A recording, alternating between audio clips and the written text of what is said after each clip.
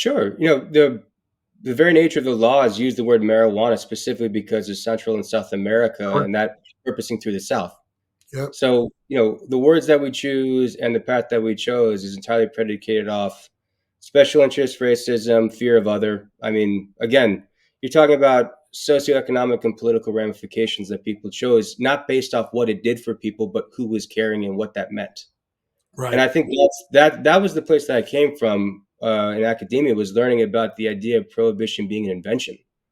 And every time, and the thing that I get to do now in a lot of sense is work towards taking decades of public service announcements and reversing them, and not just creating opportunity domestically and amplifying domestic opportunity about this, but destigmatizing it.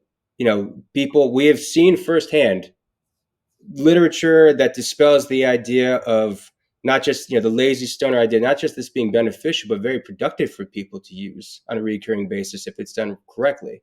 And Yet, the fact that in the last 5 years, I mean, every single year there's around 2,500 to 3,200 peer-reviewed published documents that are coming out around the world about cannabis since Mhm. 2021.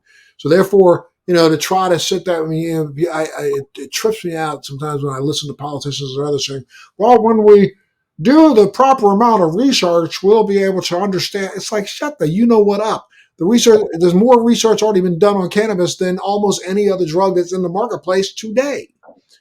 well, Which brings me to this question. Oh, go ahead.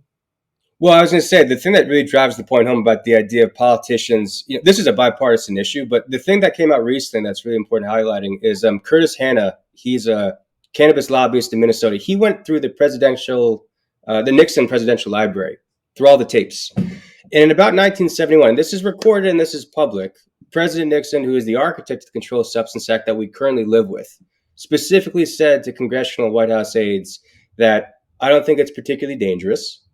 I also know that the young people want to legalize it. And then he said, on the other hand, I know it sends the wrong signal. And by that, he meant politically.